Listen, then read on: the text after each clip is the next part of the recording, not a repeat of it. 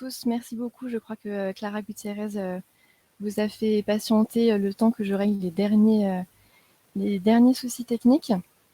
Donc bienvenue sur ce troisième webinaire du cycle de webinaire Apprenti, oui c'est possible. Comme d'habitude pendant ce webinaire, vous aurez accès au chat et aux questions donc sur l'onglet latéral de Livestorm.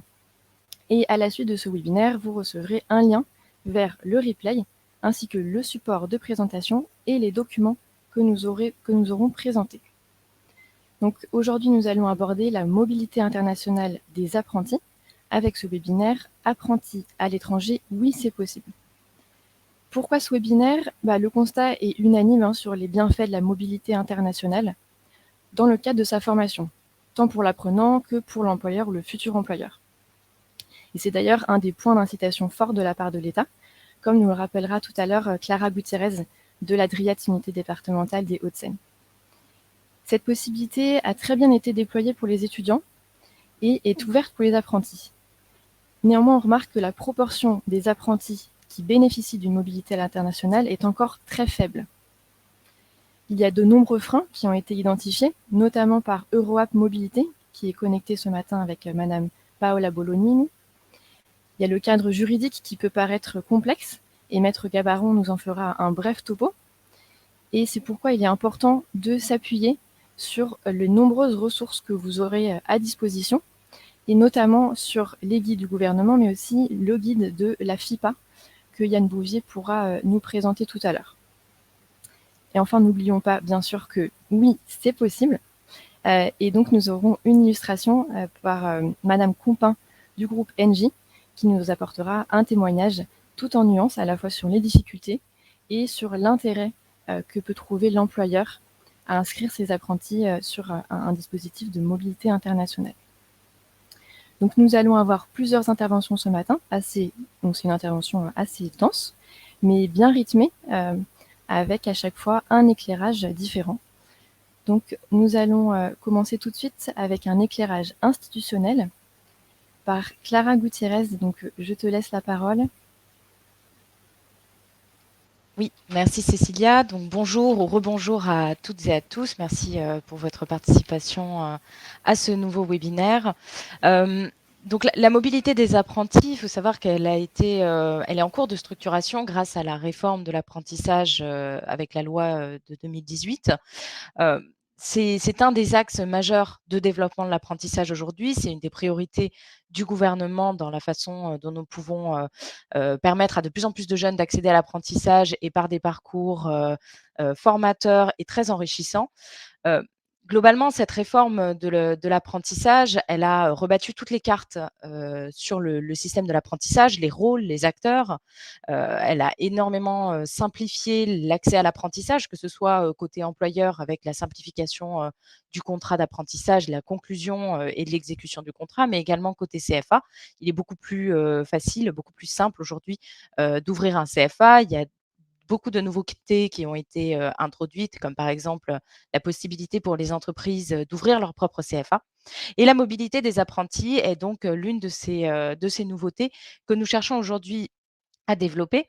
Et pour cela, nous avons plusieurs ressources à disposition. Donc, moi, je vais attirer votre attention en premier lieu sur les ressources institutionnelles du ministère du Travail. Vous avez donc à votre disposition deux types de ressources. Vous avez d'une part le kit mobilité des apprentis développé par le ministère du Travail. Vous en avez deux, un à destination des CFA et un à destination des entreprises. Dans ces kits mobilité, vous allez pouvoir vous renseigner sur les avantages de la mobilité à la fois pour les CFA, à la fois pour les entreprises, mais aussi pour les apprentis dans leur parcours de formation et de professionnalisation. Et puis, il y a une deuxième ressource importante, notamment pour les CFA, mais également pour les entreprises, car ce sera votre point d'entrée dans les CFA si vous souhaitez donc permettre à vos apprentis de s'orienter vers la mobilité. C'est le guide du référent mobilité. Donc, on vous a mis les liens dans la présentation qui vous sera transmise plus tard par Cécilia Nicolas. Ce guide du référent mobilité n'est pas un référentiel métier parce que dans la loi, il n'y a pas d'obligation formelle de recruter un référent mobilité en CFA. En revanche, la loi de 2018 encourage réellement les CFA à se tourner vers la mobilité et pour cela, elle encourage fortement les CFA à identifier au sein de leur structure un référent mobilité. Alors ces missions sont assez larges, hein, elles vont de la recherche de financement pour la mobilité, à la mise en place de partenariats, donc ça peut être des partenariats entre le CFA et d'autres écoles, au niveau européen ou au niveau international. Ça va être aussi d'aider les parties prenantes pour conclure la convention de mobilité, donc le jeune, l'entreprise, le CFA, mais également d'informer en amont les jeunes sur le fait que cette possibilité existe, comment la mettre en œuvre, comment peut-elle s'insérer dans le parcours de formation et également d'informer les entreprises, les sensibiliser à cette possibilité qui existe et qui est aujourd'hui en cours de structuration. Et enfin, elle va permettre aux référents mobilité de préparer les jeunes à la mobilité dans tous les aspects techniques, les formalités administratives, mais aussi les liens avec les partenaires internationaux. Donc on va voir, lors de cette matinée plusieurs experts que Cécilia vient de présenter, et notamment donc Paola Bolignini qui va, nous parler plus en détail du référent en mobilité et de l'intérêt de se tourner, vers la mobilité en apprentissage. Merci de votre attention et je vous souhaite un bon webinaire. Merci beaucoup, Clara, donc de l'ADRIEPS qui représente l'État pour ce matin au niveau Hauts-de-Seine en Ile-de-France. Donc vous aurez effectivement tous les liens et je les ai exactement remis sur le chat. Et donc voilà, je laisse la parole à Madame Paola Bolognini de Europe Mobility. Donc, bonjour à toutes et tous. Merci beaucoup pour cette invitation. Je suis ravie de représenter Europe Mobility parmi vous aujourd'hui. Alors, un petit mot d'introduction sur qui nous sommes, qui est Europe Mobility.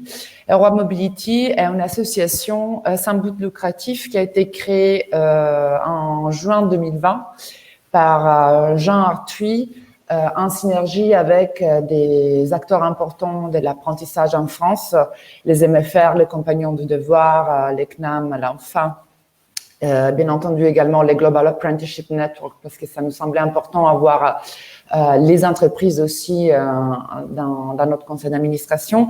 Et nous fédérons aujourd'hui une vingtaine d'acteurs de la formation professionnelle en France, et également en Europe, parce qu'Europe Mobility, effectivement, a une antenne bruxelloise qui est en train de développer, où nous travaillons avec des organismes de formation finlandais, espagnols, voilà, d'autres pays européens autour d'un projet qui est très ambitieux et que c'est celui d'arriver à créer un espace de la formation professionnelle européen, tout comme il existe un espace européen de l'enseignement supérieur. Donc ça, c'est vraiment notre rêve et notre but ultime. Mais pour arriver à cela, bien sûr, il y a pas mal d'actions que nous menons tous ensemble au niveau des membres du conseil d'administration d'Europe, mais également avec d'autres partenaires.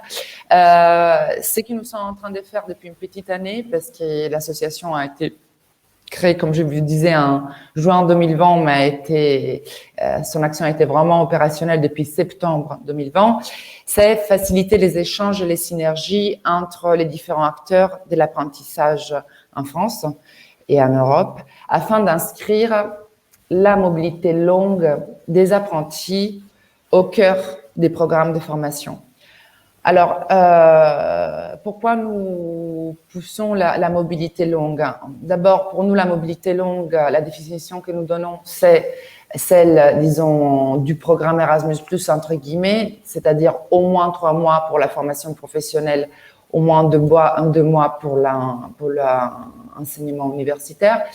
En tout cas, l'idée, c'est que pour nous, les bienfaits sur lesquels j'y reviendrai après, bienfaits pour les entreprises, bienfaits pour les organismes de formation et bienfaits, bien entendu, pour les jeunes, ils sont encore plus forts, plus la mobilité est longue. Cela n'exclut pas du tout, de notre part, un soutien à la mobilité plus courte, de 3 semaines, d'un mois, parce que nous sommes bien conscients qu'il faut se mettre aussi dans une approche progressive et commencer avec des expériences de mobilité courtes. Là, je m'écale plutôt sur la définition française, donc mobilité de moins de 4 semaines. Ça peut quand même être une expérience importante pour initier la pratique auprès des différentes parties prenantes. Mais il force de constater que l'action d'Europe Mobility, elle est là vraiment pour pousser plutôt le dispositif de la mobilité longue. Donc, pour parvenir à cette ambition, bien entendu, on a fait un état des lieux. Cet état des lieux, il a pu se faire à travers un projet pilote qui a eu lieu entre 2016 et 2019. Et ces projets pilotes nous a permis d'identifier de manière claire un certain nombre d'obstacles d'ordre juridique, académique, financier, pédagogique, linguistique et également psychologique. Donc, les obstacles ont été identifiés et là, l'action des Europe Mobility est vraiment de les lever et de pousser davantage cette composante européenne et internationale, je le souligne, dans les parcours de formation de tous les alternants en France à partir du niveau 3, des CAP jusqu'au niveau 5, 6. Donc, nos macro-missions sont celles d'accompagner les porteurs de projets dans la mise en place de leur action de formation à composante européenne internationale, alors apportant notre expertise, sensibiliser les acteurs de l'apprentissage à l'ouverture et aux problématiques. Donc, voilà, mettre un peu, pointer du doigt les choses qui peuvent être améliorées, toujours avec une approche constructive, mais réaliste. Et également, mettre en relation les acteurs. Et ça va se concrétiser à partir de janvier 2022, pardon. Et la plateforme est en cours de développement en 2021, une plateforme digitale qui, elle, est destinée vraiment aux jeunes, aux CFA et aux entreprises au niveau européen pour qu'elles puissent se rencontrer, échanger, se connaître et jeter les bases pour créer un partenariat pour mener à bien la mobilité des apprenants et des apprentis et des alternants en général, parce que bien sûr, on couvre aussi tout ce qui est en France, du moins contrat pro. Pourquoi on fait tout ça? On le fait parce que les bienfaits de la mobilité européenne qui évoquaient tout à l'heure à Madame Gutiérrez sont des effets prouvés pour les 3 acteurs. Et on a tendance souvent à, à se concentrer sur les bénéfices pour les jeunes. Et c'est clair, les bénéfices pour les jeunes sont là, sont importants, sont porteurs d'une nouvelle façon de travailler, sont porteurs d'une confiance en soi rénovée, porteurs des compétences techniques, porteurs des compétences linguistiques. Donc, tout ça, je pense qu'on est tous persuadés et tous au soutien de la mobilité européenne pour les apprentis, pour ce public-là. Mais il ne faut pas oublier que cette mobilité européenne, elle apporte des bienfaits prouvés auprès des entreprises aussi. Il y a plusieurs études, on pourra vous envoyer bien entendu tous les liens, le lien des études qui ont été menées dans ce sens-là, sur le fait que par exemple les entreprises qui portent de manière forte comme projet d'entreprise la mobilité européenne de leurs alternants, ils se retrouvent aussi avec une dynamique différente auprès des équipes de travail. C'est-à-dire qu'à la fois envoyer un jeune à mobilité, mais également recevoir un jeune étranger dans une entreprise française apporte un nouveau regard par rapport aux dynamiques d'équipe, par rapport à la, j'ai envie de vous dire aussi, la construction de cet esprit d'équipe qui est aussi important. Sans compter que souvent, les apprentis, une fois qu'ils reviennent de leur période de mobilité, apportent des véritables contributions aux activités des entreprises, apportent de nouveaux savoir-faire, apportent des nouvelles façons d'apprendre une problématique. Sans compter, ça c'est une chose importante aussi, tout ce qui va toucher aux compétences linguistiques du jeune et également aux compétences transversales et professionnelles qui sont bien sûr un bienfait pour l'entreprise et qui peut être, comment dire, on est en effet aussi qui se démultiplie auprès de l'environnement professionnel. Un autre acteur très important et qui peut effectivement avoir des bénéfices à s'inscrire dans une mobilité européenne internationale, c'est bien entendu l'organisme des formations. Il y a une claire valorisation de l'organisme lui-même comme organisme capable d'offrir des parcours de formation incluant une période de formation. L'idée là aussi de construire une équipe qui se soit ouverte à l'international, et qui dit international dit altérité, une disponibilité, disons, une portabilité entre guillemets des bonnes pratiques beaucoup plus accrue parce que l'échange avec les autres organismes de formation ramène quand même des échanges, des bonnes pratiques au sein de centres de formation. Et je pense globalement un positionnement de l'organisme de formation qui est un positionnement novateur, qui est un positionnement ouvert. Cela dit, et je reviens sur ce qu'évoquait également Madame Gutiérrez tout à l'heure, pour mener à bien ces activités, les centres de formation, il doit bien se doter du personnel qualifié, des référents mobilité. Effectivement, un guide sur les compétences des référents mobilité est sorti il y a 2 ans, désormais il me semble. Il a été rédigé sous la coordination de l'agence Erasmus+, avec plusieurs porteurs de projets européens. Et à partir de ces guides, français, et à partir de ces guides, ces mêmes porteurs de projets, ces mêmes grands réseaux auxquels s'est ajouté Europe Mobility, ils se sont lancés dans la définition d'un dispositif de professionnalisation des référents mobilité.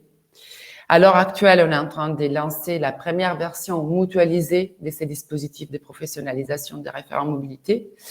Et tout CFA peut effectivement se tourner vers les groupes qui gèrent ces dispositifs pour avoir plus d'informations, et on n'aura pas de problème à vous communiquer l'adresse email auquel il faut adresser ces messages. Ce que je veux dire, c'est que la professionnalisation du référent mobilité, pour nous, à Europe Mobility, elle est cruciale. Et à l'heure actuelle, ce qu'on ressent, c'est que nous avons vraiment besoin de soutenir de manière forte les référents mobilité qui n'ont pas encore d'expérience. Je m'explique mieux. Il y a un certain nombre de CFA qui mènent de la mobilité européenne depuis plusieurs années.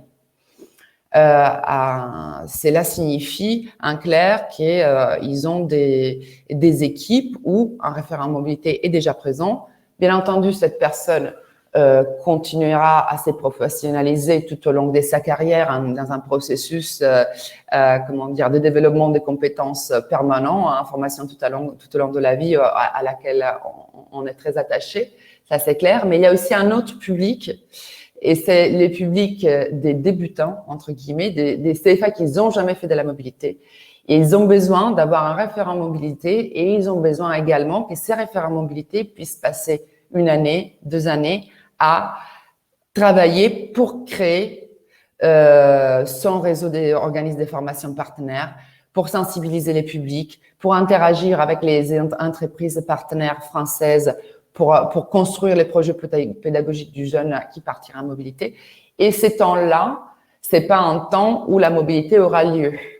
Donc, dans notre manifeste qu'on vous transmettra et qui est disponible sur notre site internet, effectivement, manifeste qui a été adopté par Europe Mobility lors des États généraux de la mobilité des apprentis, les premiers points que nous évoquons, c'est les besoins, en effet, de soutenir ces référents mobilité volontaires qui n'ont pas encore d'expérience dans la mobilité et qui ont besoin du temps pour construire leur projet.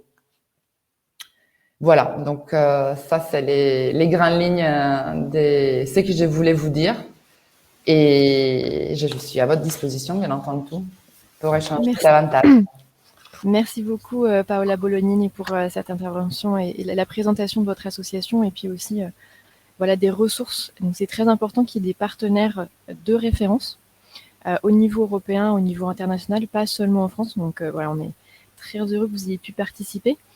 Et des partenaires qui proposent des outils. Donc, je trouvais ça vraiment intéressant que vous mettiez en avant cette plateforme qui va commencer en 2022, et puis le dispositif de professionnalisation des centres de formation avec ces modules pour les référents mobilité. Donc, normalement, je pense que vous avez tous les liens de contact dans le chat qui ont été mis en même temps que Paola Bolognini présentait les différents dispositifs. Et donc, ça me permet de faire le lien avec un autre acteur de référence et qui propose également une ressource, voilà, une ressource vraiment très utile, très concrète et assez facile d'accès. Donc, c'est, hop, je laisse la parole à Yann Bouvier pour le présenter un peu mieux, bien évidemment, mais c'est un guide qui a été publié par l'AFIPA il y a quelques mois tout juste, et donc qui recense quasiment toutes les informations dont vous avez besoin et de façon très claire et accessible pour tous. Merci de me donner la parole, merci pour cette invitation. Bonjour à toutes et tous. Effectivement, donc, alors peut-être une petite précision, ce qui va me permettre de présenter la Fondation Innovation pour les apprentissages. Donc une fondation qui est engagée dans le développement de l'alternance, qui n'a pas fait la mobilité internationale de sa spécialité. Donc vous verrez, on travaille sur un certain nombre de choses en matière d'alternance. Et qu'est-ce qui caractérise cette fondation? D'une part, c'est une fondation interentreprise. 17 grandes entreprises françaises sont aujourd'hui réunies au sein de cette fondation qui est présidée par Jean-Bernard Lévy. Nous avons un site internet qu'on pourra éventuellement vous donner le lien, mais c'est fondation-fipa.net. Et là, vous allez retrouver l'ensemble des actions que nous développons. Donc, dans les 17 entreprises, nous avons Engie, nous avons Total Energy, nous avons La Poste, nous avons Air France, nous avons BNP Paribas, Orano. Je ne vais pas toutes les citer, mais vous les découvrirez sur notre site. Et du coup, ce qui caractérise notre fondation, encore une fois, c'est le développement de projets, comme je l'ai dit, mais tout à fait innovants. Alors, le guide que vous évoquez, c'est le guide de l'alternant en mobilité internationale qu'on a appelé le guide de l'AMI, puisque c'est un acronyme qui nous permet justement de le nommer comme il se doit. Et en fait, ce qui est intéressant, c'est que là, on n'est pas du tout dans une action concrète, enfin dans une action innovante, puisque on est plutôt dans l'élaboration d'un guide. Et pourquoi on a écrit ce guide? Pourquoi on l'a construit? Tout simplement parce que, comme le disait tout à l'heure Clara Gutiérrez, mais aussi également Paola, c'est que il y a eu un bouleversement de la donne en matière de réglementation par l'évolution de la loi et notamment sur le champ de la mobilité internationale des alternants. Et pour l'ensemble des parties prenantes, c'est clair qu'à un moment donné, il y avait besoin d'apporter un certain nombre de mises au point, de clarifier un peu l'ensemble des prérogatives. Et donc, il nous apparaissait essentiel de pouvoir justement remettre tout ça à plat et dans un seul et même guide qui serait destiné à trois cibles. Commencer par les entreprises, puisque c'est un peu ce que nous représentons au travers de la FIPA, mais également les centres de formation. Et puis enfin, peut-être les plus concernés par la mobilité internationale, c'est les alternants. Et donc, dans ce guide, on voulait justement apporter l'ensemble des informations en un seul support pour leur permettre d'envisager au mieux leur mobilité internationale. Alors, qu'est-ce qu'on retrouve dans ce guide? On retrouve d'une part, alors le cadre réglementaire, parce que ça c'était quand même le premier point, c'est-à-dire d'arriver à comprendre sur le plan réglementaire, comment on pouvait envisager une mobilité internationale. Et même aujourd'hui, j'avoue que pour certains, c'est pas encore tout à fait clair, mais je vous renvoie vers ce guide pour avoir toutes les clarifications nécessaires. Le deuxième sujet, c'est les aspects en fait de prise en charge de cette mobilité. Ça, c'était quand même un peu la grande nouveauté de la loi, c'est-à-dire qu'il y avait déjà des possibilités de prise en charge par, à l'époque, hein, avant 2018, les régions, ce qui est toujours d'ailleurs plus ou moins le cas. Mais on a eu cette opportunité offerte par les opérateurs de compétences notamment. Donc, on a rassemblé assez modestement l'ensemble des ressources pour apporter une lecture et une vision de ce qu'il était possible en matière de refinancement, on peut le dire un peu comme ça. Nous avons des témoignages, et ça je crois que c'est intéressant aussi de laisser parler les entreprises et de laisser parler les alternants qui ont eu la chance de faire l'expérience d'une mobilité internationale. Et comme le disait tout à l'heure Paola, c'est extrêmement enrichissant. Je crois que d'ailleurs, hein, pour reprendre le titre de votre webinaire, je pense que la mobilité internationale pour les alternants, non seulement c'est possible, mais c'est vivement conseillé. Je crois que il faut, quand on est une entreprise internationale, concevoir que c'est quasiment un point de passage obligé. Quand on est un centre de formation, c'est une modalité pédagogique qui est intéressante d'intégrer dans son cursus, même si on n'est pas forcément dans l'obligation de l'intégrer comme une exigence. En tout cas, c'est intéressant de l'intégrer dans son cursus pour donner justement cette ouverture d'esprit et ce format international à chacun de nos apprentis et de nos alternants. Juste pour citer très très rapidement, dans nos entreprises membres, je vous renvoie vers le témoignage de Lactalis et de ses dirigeants qui en font vraiment une stratégie, tout simplement parce qu'ils sont dans un développement assez intensif de leur internationalisation. Donc là, on parle de business. Et comment voulez-vous développer une entreprise à l'international sans préparer les futurs collaborateurs qui la composent ou qui la composeront, on va dire, à justement cette dimension internationale. Donc là, on a une clé qui est extrêmement intéressante. On est tous maintenant convaincus que l'alternance, c'est la voie c'est la voie idéale pour se former au monde de l'entreprise, mais au monde professionnel. Et du coup, je pense que cette dimension de l'international, elle est à intégrer d'ores et déjà dans les parcours de formation autant que possible. Voilà, donc pour terminer sur ce guide, on a des éléments aussi des éléments, on va dire, de conseils, aussi de retour d'expérience, ce qu'on a appelé la trousse de voyage. On a aussi, bien entendu, les éléments de l'agence Erasmus, hein, mais j'en ai parlé tout à l'heure sur les nouvelles modalités, et puis aussi les mentions de l'ensemble des organismes qui sont utiles quand on conçoit une mobilité internationale, à commencer par Euro App Mobility, bien entendu, qui nous avait aidé à concevoir ce guide. Voilà, moi j'en ai terminé pour ce que j'avais à vous dire autour de ce sujet de la mobilité internationale des alternants. Merci. Merci beaucoup, Monsieur Bouvier, pour la présentation de ce guide. Donc, nous avons mis le lien en commentaire dans le chat et vous le retrouverez également donc, sur le support qui vous sera envoyé par mail. Et vous pouvez bien évidemment aussi vous renseigner sur les autres actions que porte la FIPA et qui sont toujours évidemment en lien avec l'apprentissage, mais pas forcément sur la mobilité internationale. Et ce guide, du coup, nous fait également le lien puisqu'il contient, évidemment, comme le mentionnait M. Bouvier, le cadre juridique, des conseils, des bonnes pratiques, des témoignages, mais évidemment, il y a une part importante sur le cadre administratif et juridique qui demeure complexe, en tout cas pour une première approche. Donc là, on va laisser la parole à Maître Sophie Gabaron, qui est avocat au sein du cabinet Vattier et qui va vous faire un focus juridique. Donc, c'est le point un peu plus technique de ce webinaire. Ne vous inquiétez pas, vous aurez le support et également le support complet de Maître Gabaron qui vous sera envoyé par mail. Là, c'est la partie un peu condensée pour... Sophie, je te laisse la parole. Merci Cécilia Nicolas, bonjour à tous. Alors, je suis ici pour vous présenter les grandes lignes du cadre juridique lié à la mobilité internationale de l'apprenti. Alors, on ne va pas rentrer dans les détails, mais je vais vous donner des clés qui devraient vous permettre de raisonner et de rendre plus lisible ce qui peut paraître complexe. Donc, comme l'a rappelé Paola Bolognini, en fait, l'aspect juridique de cette mobilité internationale, ça peut être un frein, ça peut être un obstacle, puisque ça apparaît complexe.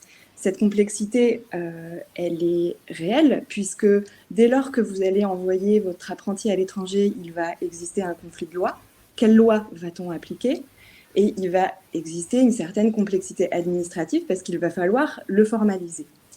Mais la bonne nouvelle, c'est qu'il existe déjà un réel effort des pouvoirs publics pour sécuriser et faciliter cette mobilité à l'international et que les pouvoirs publics ont mis en place, et cela vous a été rappelé par Clara Gutiérrez, un corpus de soft law, donc des préconisations, des guides qui vont vous permettre de mettre en place cette mobilité.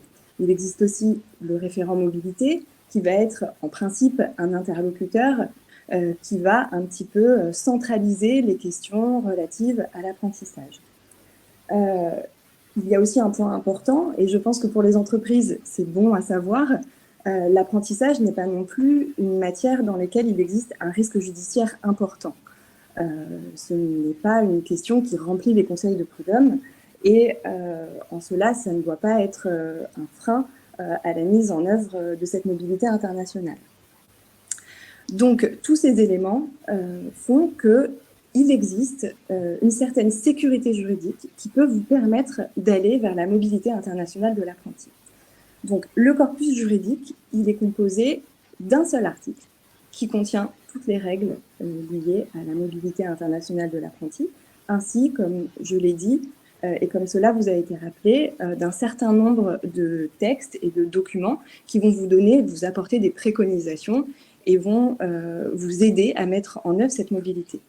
Donc cet unique article en réalité, qui condense les règles liées à la mobilité internationale de l'apprenti, vous l'avez sous les yeux, et il est décliné en 4 paragraphes et en 4 parties. Donc la première partie, ce sont les conditions de la mobilité. Quelles conditions doivent être réunies pour mettre en œuvre la mobilité? Le deuxième paragraphe, c'est la mobilité longue. Quel droit du travail doit-on appliquer dans le cadre de la mobilité longue? Le troisième paragraphe est relatif à la sécurité sociale. Quel régime de sécurité sociale vais-je devoir appliquer? Et le quatrième paragraphe, un petit peu comme une sorte d'exception, c'est la mobilité courte.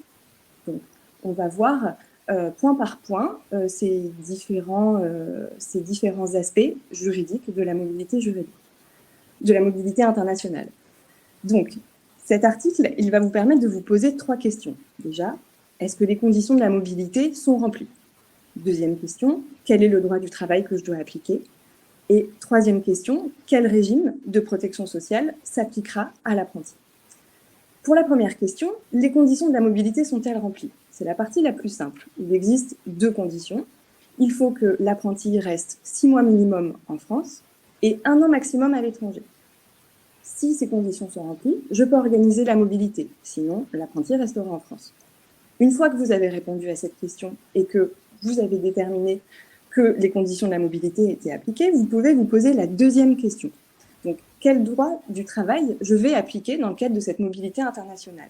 Donc, pour cette question juridique, tout va dépendre de la durée de la mobilité. Jusqu'à 4 semaines, c'est le dernier paragraphe de l'article qu'on a vu dans le Code du travail, il va s'agir d'une mise à disposition.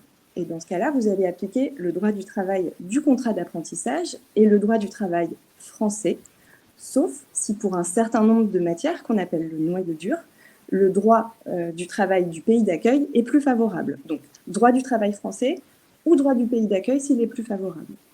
Pour cela, vous allez conclure une convention de mise à disposition. Alors là, comme on l'a dit, il existe un modèle qui a été fait par le gouvernement. Vous avez un arrêté du 22 janvier 2020 qui vous donne ce modèle de convention de mise à disposition qu'il vous faudra sans doute traduire pour vous permettre de le conclure avec les différentes parties prenantes de la mise à disposition. Attention, si votre apprenti est mineur, point de vigilance, vous devrez appliquer les règles protectrices des mineurs. Si la durée de la mobilité est entre 4 semaines et 1 an, ce qu'on appelle la mobilité longue au sens du droit français, dans ce cas-là, vous n'allez pas pouvoir faire de mise à disposition, mais vous allez mettre en veille votre contrat de travail. La mise en veille, ça veut dire que votre contrat de travail est suspendu. C'est un cas particulier de suspension du contrat d'apprentissage. L'apprenti continue à acquérir de l'ancienneté auprès de l'entreprise française, mais toutes les obligations du contrat de travail vont être suspendues. Donc l'entreprise française suspend le travail et n'a pas d'obligation spécifique pendant la durée de la mobilité. Là encore, vous allez devoir conclure une convention avec l'apprenti, l'entreprise d'accueil et le CFA d'accueil à l'étranger pour pouvoir mettre en œuvre cette mobilité, étant précisé que pendant toute la durée de cette mobilité, dans le cadre d'une mise en veille, ce sera l'employeur à l'étranger ou l'organisme de formation qui sera responsable des conditions d'exécution du contrat de travail. Donc, normalement, avec la durée de la mobilité, cela vous permet de répondre à la question du droit du travail applicable. Donc, pour la mise à disposition, ce sera le droit du travail français. Pour la mise en veille, ce sera le droit du travail du pays d'accueil. Troisième question, c'est une question indépendante du droit du travail, c'est quel régime de protection sociale je vais devoir appliquer. Alors là, il va falloir raisonner en termes de statut de l'apprenti. Pour cela, vous allez devoir interroger la structure d'accueil, puisque c'est quelque chose qu'a priori vous ne savez pas, pour savoir si l'apprenti a un statut de salarié dans son pays d'accueil. C'est la question qu'il faut se poser et c'est l'information qu'il faut obtenir. Donc, si l'apprenti a un statut de salarié ou assimilé dans le pays d'accueil, ce que vous allez savoir si vous interrogez la structure d'accueil, vous allez appliquer le régime de sécurité sociale des salariés. Au sein de l'Union européenne, dans le cadre d'une mobilité longue, ça va être, comme le droit du travail, le régime du pays d'accueil. Et dans le cadre d'une mobilité courte, vous allez avoir la possibilité de détacher, au sens de la sécurité sociale, votre apprenti, c'est-à-dire de maintenir le régime de sécurité sociale français. Pour cela, vous allez remplir un formulaire A1, comme pour les salariés que vous détachez au sein de l'Union européenne, dans le cadre de ce détachement au sein de l'Union européenne. Lorsque vous êtes en dehors de l'Union européenne, pour cela, vous allez appliquer le régime du pays d'accueil et vous allez devoir vous renseigner sur les conditions de ce pays d'accueil et éventuellement, il existe des conventions bilatérales entre la France et les États hors de l'Union européenne. Et pour cela, vous allez pouvoir vous renseigner auprès du Centre de liaison européenne et internationale de sécurité sociale, le CLES, qui va pouvoir vous donner des informations à ce titre. Si l'apprenti n'est pas salarié dans le pays d'accueil, à ce moment-là, on va lui appliquer le régime de sécurité sociale des étudiants.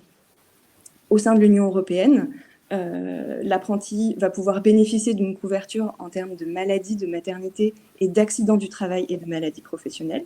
En revanche, il n'aura pas de protection pour la vieillesse, ce qui signifie qu'il ne cotisera pas pour sa retraite. Donc, il peut se rapprocher de la CPAM ou de la caisse compétente, la MSA, selon le régime, pour cotiser volontairement, mais ce n'est pas une protection qui est prévue dans le cadre de la sécurité sociale des étudiants.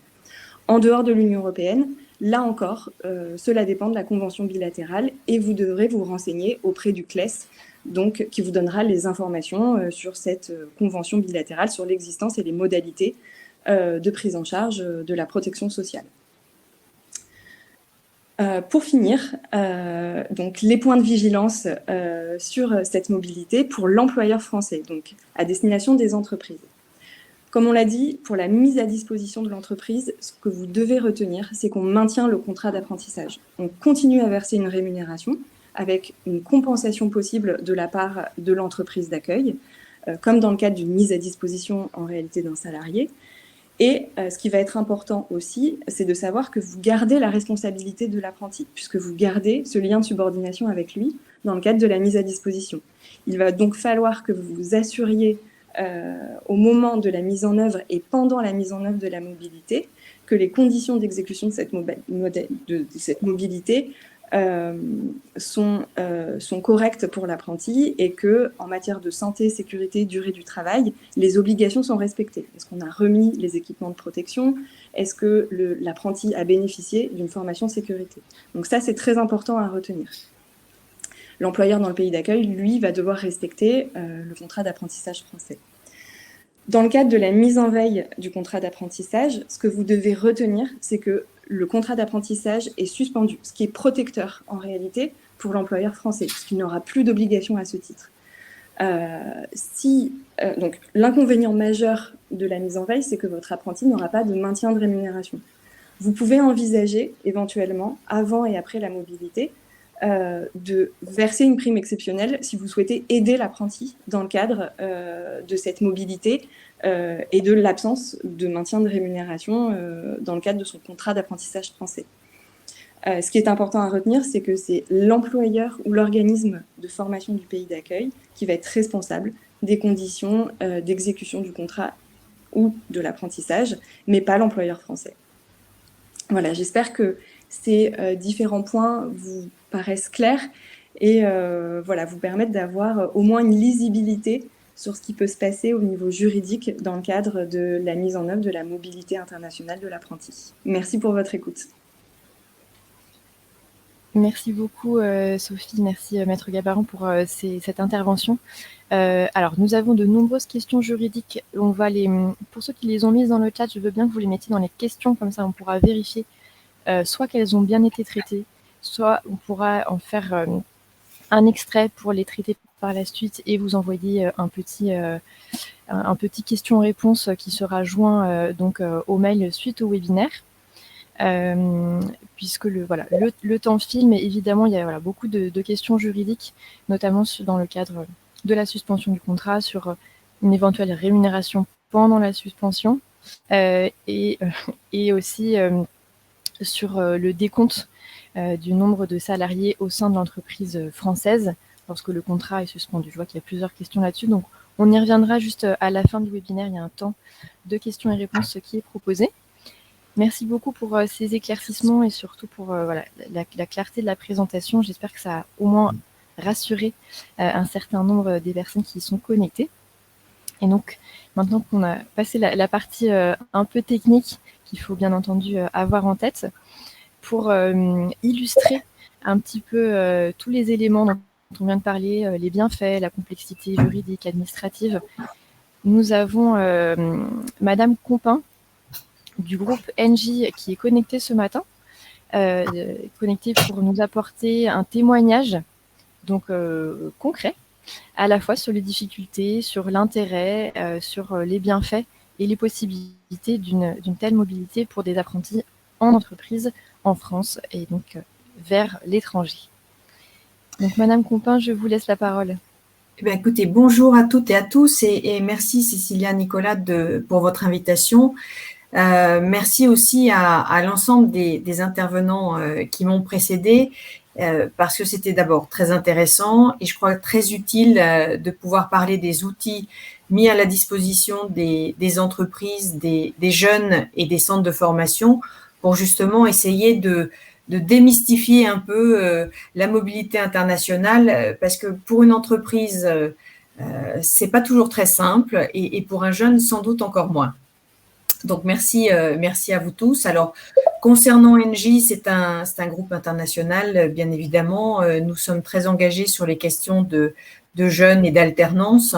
Et comme nous sommes un groupe international dans une période assez particulière de la transition énergétique où on s'aperçoit que les métiers de demain, on ne les connaît pas aujourd'hui. Et donc, on va avoir besoin de compétences demain. Et ces compétences, on va aller les chercher chez les jeunes qui sont aujourd'hui ou demain en alternance dans nos entreprises.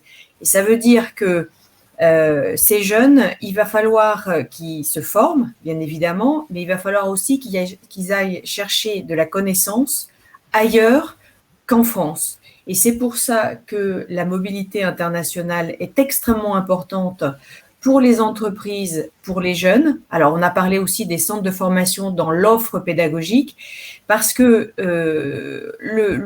l'activité économique, elle ne se résumera pas à nos frontières. Il va falloir qu'on aille voir ailleurs, chercher des connaissances et des compétences bien au-delà de nos frontières. Donc, la mobilité internationale pour nos jeunes, elle est fondamentale. Ça, je crois que chez Engie, on en est convaincu, mais c'est vraiment un point très important.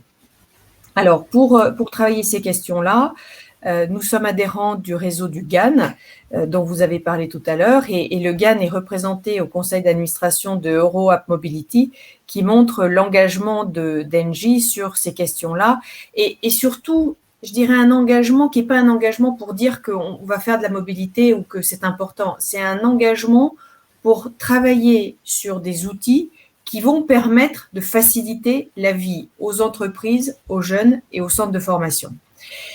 Alors, Cécilia, vous m'avez demandé de donner un témoignage sur la mobilité. Je voudrais juste rappeler un épisode qu'on a eu en 2017, une expérimentation. Nous étions en partenariat avec Pack for Youth en 2017 et on a souhaité faire partir des jeunes à l'international dans le cadre et à l'issue de leur formation en alternance de Bac+2.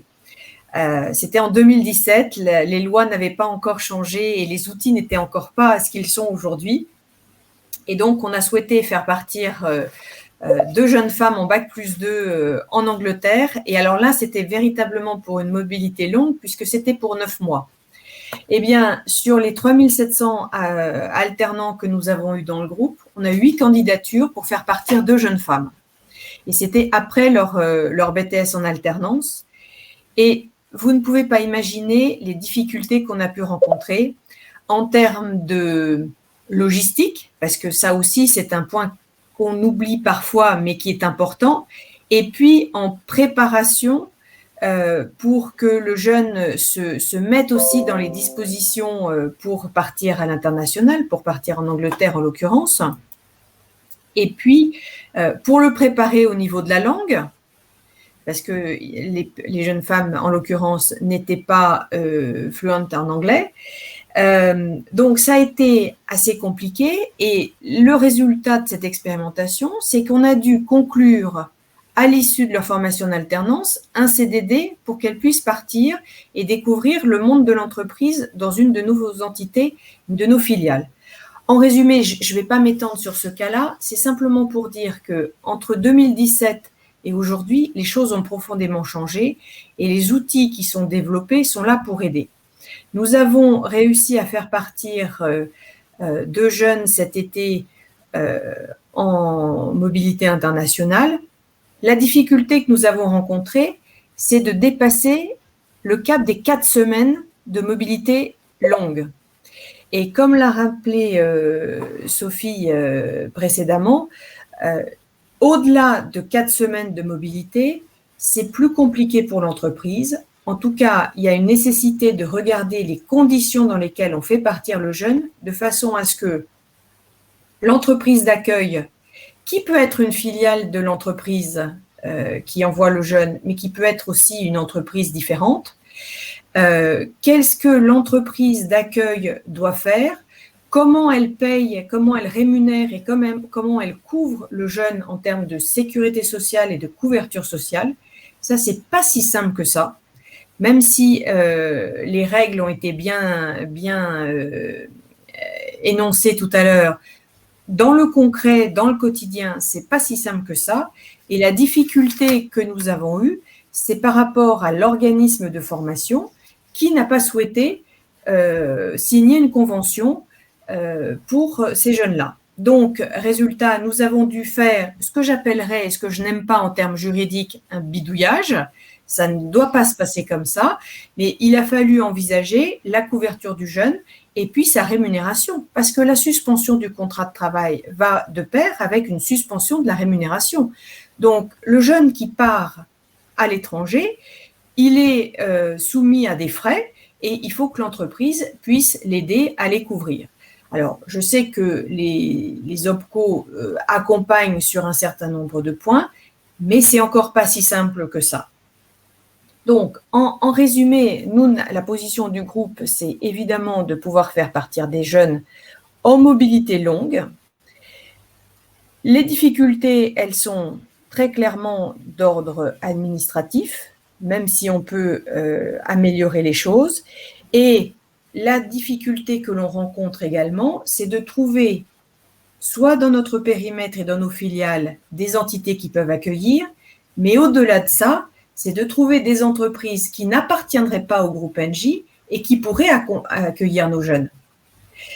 Et ça, on a besoin, et je crois que EuroApp Mobilité est en train de s'en occuper, de trouver un dispositif à travers une plateforme pour mettre en relation les entreprises en France avec des entreprises à l'étranger qui seraient en capacité d'accueillir, selon les règles en vigueur, les jeunes qui sont en formation dans le groupe et en France en général. Donc ça, c'est un point qui est extrêmement important.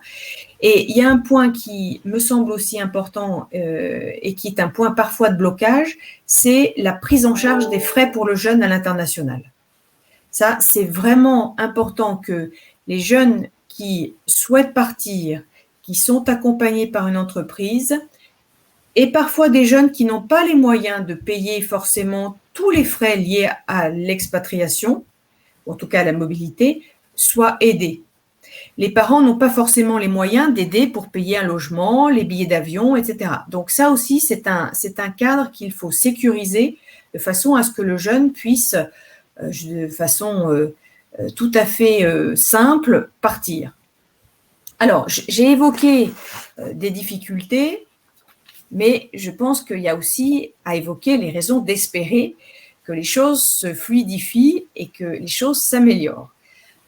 Encore une fois, il y a des outils qui ont été partagés ce matin. Il y a le rôle du référent mobilité internationale. Je crois que les entreprises ne sont pas suffisamment encore informées du rôle de cette personne-là, de la façon dont elle pourrait accompagner les jeunes, accompagner l'entreprise par une très bonne connaissance des dispositifs légaux qui existent. Je crois que c'est vraiment un focus très important à faire auprès des entreprises, de nommer une personne et de créer des dispositifs pour accompagner les entreprises et les organisations internes par rapport aux jeunes. Voilà. Donc ça, c'est, je dirais, les raisons d'espérer. Et puis, il y a un autre point sur lequel je pense qu'on n'a pas forcément échangé ce matin, qui est un point qui me semble absolument incontournable, c'est le rôle de l'éducation nationale dans l'apprentissage des langues. Je pense qu'on ne facilitera pas la mobilité internationale des jeunes si on ne passe pas par une étape qui me semble fondamentale, c'est de faire encore plus de formation aux jeunes en collège, en lycée, dans les langues étrangères. Un jeune qui a envie de partir, l'entreprise peut l'accompagner. Il y a plein de dispositifs qui vont se fluidifier et s'améliorer. Mais si le jeune n'a pas déjà une bonne maîtrise, ou en tout cas de bonnes bases dans la langue du pays qui va l'accueillir, ça va être compliqué. Et je parle de ce sujet-là parce que dans des entreprises comme Engie, qui sont des entreprises avec des métiers techniques, avec des règles de sécurité, si le jeune ne comprend pas les règles de sécurité dans le pays qui va l'accueillir, il ne peut pas travailler. Et la sécurité est un point fondamental dans les entreprises qui sont les nôtres. On ne peut pas laisser quelqu'un qui ne comprend pas les règles de sécurité œuvrer sur des chantiers qui sont à risque. Voilà. Donc, je dirais que ça, c'est un point qui me semble incontournable. Il s'agit de travailler sur les apprentissages de langue dès le plus jeune âge, et ce qui permettra la mobilité des jeunes qui partent à partir de 16-18 ans dans nos entreprises à l'international. Et le dernier point que je voudrais partager avec vous, c'est qu'on a beaucoup parlé d'envoyer nos jeunes dans les pays étrangers. Et je pense aussi qu'il y a une petite révolution culturelle qu'il faut faire dans nos entreprises pour être en capacité d'accueillir des jeunes qui viennent d'autres pays. Encore une fois, la mobilité internationale, c'est faire partir nos jeunes, mais c'est aussi de la réciprocité. Nos entreprises, nos filiales, que ce soit en Angleterre, en Allemagne, accueilleront des jeunes si nous, on est en capacité de les accueillir. Donc, le référent mobilité internationale, il aura aussi du travail à faire sur la capacité de nos systèmes à accueillir des jeunes étrangers et à les former dans nos entités.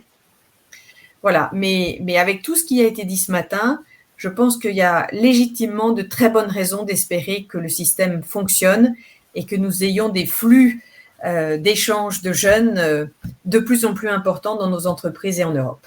Merci. Merci beaucoup, Madame Compin, pour ce témoignage tout en nuances. Il n'y a pas de... On n'est pas là pour faire que de la promotion du dispositif et dire que tout est facile. Apprenti à l'étranger, oui, c'est possible. Non, c'est pas si facile que ça. Après, pour reprendre l'ensemble de nos échanges avant de prendre quelques questions, donc je vais revenir sur la petite slide de départ, comme ça vous retrouverez bien les interventions de tout le monde. Donc effectivement, par rapport à tous les freins qui ont été mentionnés, il faut quand même relever à chaque fois que oui, c'est possible. C'était l'objectif de ce webinaire et l'objectif, c'est qu'à la fin, vous ayez envie de vous inscrire dans ces mobilités courtes ou longues. Il y avait la question des mises en relation avec des partenaires à l'étranger et donc il y a une solution qui est en cours, en tout cas, de construction avec cette plateforme que vous a présenté Paola Bolognini de Europe Mobilité. Il y a la question de la bonne volonté. Là, je pense qu'on a eu suffisamment d'exemples ce matin pour voir que tous les acteurs ont envie de s'engager sur cette possibilité des mobilités à l'international pour les apprentis français.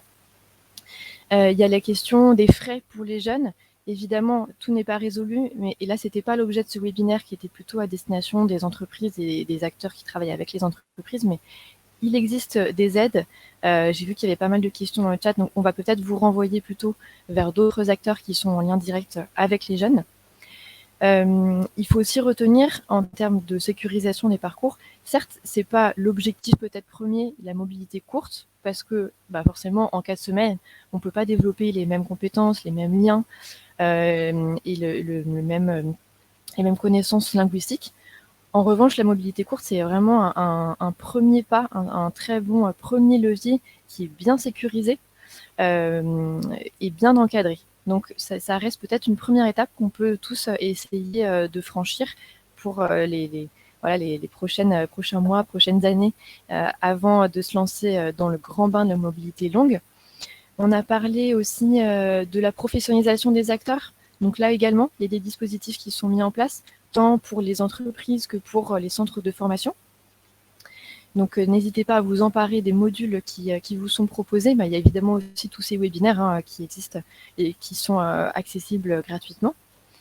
On a parlé de l'apprentissage des langues, du rôle de l'éducation nationale, mais voilà, on peut aussi rappeler que l'apprenti, quand il est en France pendant son contrat d'apprentissage, il est aussi formé par son CFA qui peut inclure ou qui peut adapter ses modules en vue de la mobilité. Et puis, il est également salarié d'une entreprise pendant son contrat d'apprentissage.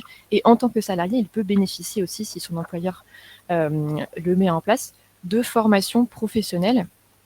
Et l'apprentissage des langues peut en faire partie. Donc, bien évidemment, tout n'est pas simple, sinon on ne serait pas connecté ce matin. Mais on peut se rappeler que pour l'ensemble des freins, il existe soit des solutions dont vous pouvez tout de suite vous emparer, soit des solutions qui sont en cours de construction. Donc, restez vraiment connectés et suivez les actualités de l'ensemble des acteurs qui ont participé ce matin à ce webinaire. Bien évidemment, ce n'est pas les seuls acteurs, et pour les jeunes, on pense tous à Erasmus. Erasmus+, c'est un acteur parmi d'autres qui est évidemment de référence, mais qui ne répondra pas à toutes les mobilités à l'international. Il y a le GAN qui a également été présenté tout à l'heure. Et bien évidemment, après, au sein de chaque entreprise et chaque centre de formation, vous avez des personnes de référence, ou en tout cas, ça va bientôt arriver pour ceux pour lesquels ce n'est pas encore le cas. Alors, nous allons, comme on avait commencé un petit peu en retard, je me permets de déborder un tout petit peu pour finaliser et clôturer ce webinaire. Nous avons quand même pas mal de questions. Il y en a certaines pour lesquelles je pense qu'il est assez simple de répondre, pour d'autres plutôt renvoyer vers les acteurs de référence. Donc, on peut peut-être essayer de répondre aux questions les plus rapides, et les autres, on va les noter pour vous envoyer un FAQ.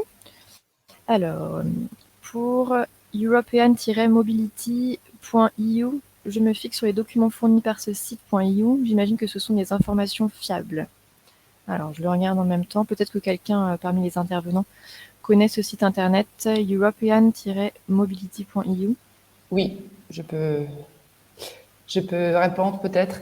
C'était un site internet qui avait été développé dans les cadres du projet Leonardo, donc c'était un peu l'ancêtre de l'Erasmus pour les apprentis. Et vraiment, les informations remontent, à mon sens, à 2011-2012. Donc, je suis pas sûre que ce soit encore d'actualité. Je vous avoue que nous sommes en train de regarder parce que le site est encore actif, il produit encore des modèles des conventions, etc. Et on voudrait savoir qui est les référents en France pour réfléchir éventuellement à une mise à jour de cet outil, parce que ça me semble dans l'esprit très bien fait. Mais il me semble que ça date. Donc, je suis pas sûre que ce soit l'outil le plus adapté à ces jours. D'accord. Donc voilà, vous pouvez le garder sous le coude, mais après, avec tous les documents qu'on va vous envoyer et les liens vers les différents acteurs qui ont fait des présentations ce matin, je pense que vous avez suffisamment de ressources, en tout cas, pour répondre à vos premières questions. Il y avait des questions sur le calcul des effectifs. C'est peut-être plutôt pour Maître Gabaron. Oui. Quand le contrat est suspendu, est-ce qu'on compte encore l'apprenti qui est à l'étranger dans les effectifs? Alors oui et non. Quand le contrat est suspendu, on continue à maintenir l'ancienneté et l'apprenti dans les effectifs. Alors, première nuance, pour la mise en place, par exemple, du CSE, l'apprenti, de toute façon, ne compte jamais dans les effectifs à prendre en compte. Donc, pour ça, ça n'a pas d'incidence et l'apprenti n'est pas pris en compte. En revanche, l'apprenti reste dans les effectifs pour le calcul de la CSA et de l'ATA. Bon, parfait. Hop, donc je mets ici, oui. La réponse en tout cas est claire. Comment peut-on verser la prime si le contrat est suspendu? Alors c'était bien mentionné, évidemment, c'est pas pendant la suspension du contrat. Je te laisse confirmer. Donc, en fait, ce qui a été suggéré, c'est de verser une prime avant le départ ou après le départ, puisque si vous la versez pendant la suspension du contrat de travail, vous allez avoir des incidences, par exemple en matière de sécurité sociale, puisque si vous versez de la rémunération, vous allez être obligé de verser des cotisations de sécurité sociale. Attention, si votre apprenti a un statut d'étudiant, ça peut avoir un impact. S'il est salarié dans le pays d'accueil, vous allez avoir un principe de double cotisation, et de verser une rémunération pendant la suspension risque d'être vraiment un facteur de complexité plutôt que de simplification. Petit point, vous pouvez éventuellement, selon la rédaction de la convention collective, essayer de vous rattacher à des dispositions de convention collective sur la mobilité pour essayer de prendre en charge des frais avant ou après le départ. Mais par exemple, avant le départ, peut-être pour rémunérer un aller-retour de l'apprenti, pour par exemple trouver un logement, etc. Peut-être que votre convention collective vous permet de verser des frais à ce titre avant le départ. Donc là, je pense qu'on a aussi la question, s'il souhaite maintenir tout ou partie de la rémunération de son apprenti pendant la suspension, que se passe-t-il? Faut-il le notifier dans la convention? Donc peut-être que, je ne sais pas si là on peut faire une réponse si simple que ça, en oui ou non, mais... alors, c'est ce qu'on a dit tout à l'heure. Lorsque le contrat de travail est suspendu, si on verse une rémunération, cela risque d'être un facteur de complexité pour la sécurité sociale, puisqu'il va y avoir une double cotisation ou une incidence sur le statut d'étudiant de l'apprenti. Donc, une incidence pour l'apprenti, pour l'entreprise, un facteur de complexité. Également, un autre élément, si vous maintenez la rémunération, vous allez continuer à être juridiquement responsable de votre apprenti alors que le contrat est mis en veille. Là encore, au niveau du droit du travail, ça risque d'être un facteur de complexité en termes de responsabilité. Les apprentis perdent donc leur congé payé de l'entreprise pendant la mobilité. Je crois que ça va être encore pour moi. Alors, lorsque le contrat est mis en veille, l'apprenti ne va pas acquérir de congé payé. En revanche, il ne perd pas ses droits à congés payés, qui vont rester dans son compteur de congés payés en France. Alors, s'il a déjà passé une période assez longue en France avant son départ, moi, ce que je vous conseillerais, c'est de l'inciter à prendre ses congés payés avant son départ. Mais dans tous les cas, ces congés payés ne seront pas perdus pendant la mobilité, dans le cadre d'une mise en veille. Et il ne pourra pas les prendre pendant la mise en veille. Ah oui, une bonne précision. Je pense qu'après, ce sont des questions un peu spécifiques pour Erasmus. Donc là, ce que je vous propose, c'est sauf si quelqu'un se sent de répondre pour Erasmus et Erasmus+, ce que je vous propose, c'est qu'on note ces questions, qu'on fasse le lien avec Erasmus+, pour répondre et ajouter donc les réponses à ces deux questions dans le support qui vous sera transmis par mail. Et très bien, il y a une adresse mail de plus. Et comme ça, on a débordé que de 5 minutes par rapport au retard initial. Donc, un grand merci, premièrement, à tous les intervenants et intervenantes pour ce webinaire.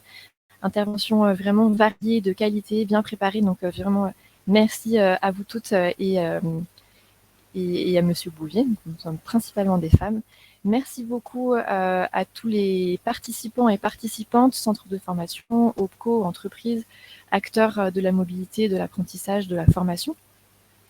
Et à bientôt peut-être pour le prochain webinaire de ce cycle de webinaires. Et donc la prochaine thématique sera les suites de parcours avec apprenti puis CDI. Oui, c'est possible. Merci beaucoup à tous et bonne journée. Merci beaucoup. Merci, au revoir. Merci, au revoir.